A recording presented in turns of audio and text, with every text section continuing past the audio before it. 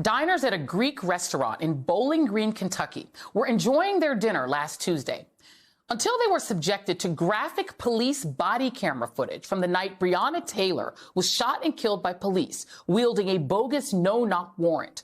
It was part of an event held by the Republican Women's Club of South Central Kentucky, who were hosting John Mattingly, one of 3 police officers who fired shots during the raid of Taylor's apartment. Mattingly was hit by a bullet fired by Ms. Taylor's boyfriend, who quite logically thought intruders were entering the apartment. Restaurant patrons were forced to hear and watch that heroic scene. One told NBC News that she heard actual gunshots in the videos and that they showed footage of Taylor's body, saying words can't even describe how absolutely disgusting it is what this group put on.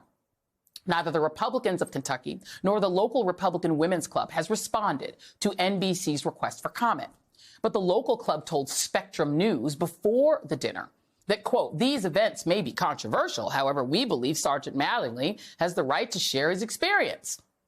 That's something Mattingly has certainly done enough of, taking advantage of the killing to turn himself into a conservative media darling, doubling down on the events of that night.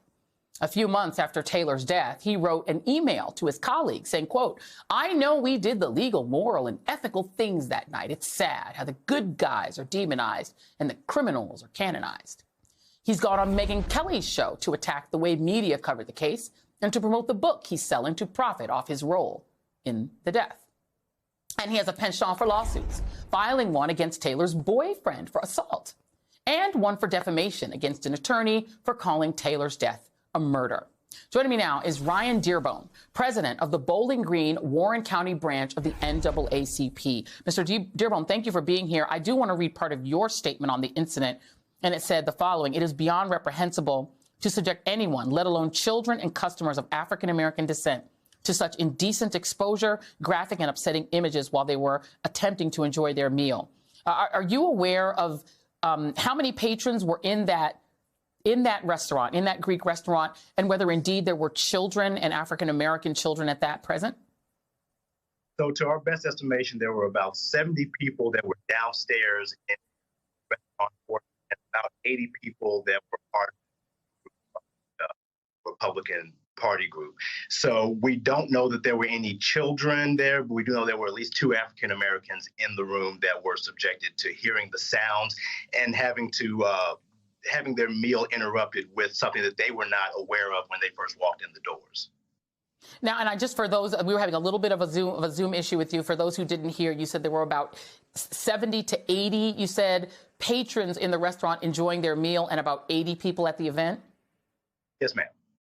Okay. And so what is the response in the community? Because there were protests outside. There are protests actually going on tonight, protests at the restaurant. My understanding is these are the protests that took place tonight, really in this hour. My understanding is that this was the second choice of this group of where to hold this protest. Is that true? Yes, ma'am. Initially, they were supposed to be at the Bowling Green Country Club, but as some of the pressure rose from the statement we had put out initially denouncing the event, they ended up canceling. The country club said, no, we don't want to have you here for this event. So Anna's Greek Restaurant was the second choice, and that's where they had the event at the last second. And do we know if Ms. Taylor's family has responded to what took place? Not to this point. We haven't had contact with her family, but in the coming days, we hope to talk to them as we complete our investigation of this entire event. You know, Mattingly has blamed Ms. Taylor's boyfriend, who heard someone banging on the door. Someone busted in, and he believed it was an intruder. And so he, using his right to bear arms, fired into the dark at what he thought was an intruder, hitting Mr. Mattingly. Mattingly has used that to essentially portray him as a criminal and Breonna Taylor as a criminal, and to make himself seem like a hero. This group seemed to agree that this person is a hero. Have they responded to the NAACP to explain why they are treating a police officer who killed an innocent young woman who'd done nothing, broken no laws, why they're treating him as a hero? They haven't, and that's kind of the thing that we want to find out. They say that they want to have an open dialogue with somebody who was there at that night of the incident. Why not bring out Breonna's mother? Why not have other people that are there? So we want to find out why it was important for them to have Mr. Mattingly there and why this was a thing, because this is something that should have a different context. And having him to be there to promote his book or to talk about the situation, the circumstances, we feel it's very disgusting to be able to do that.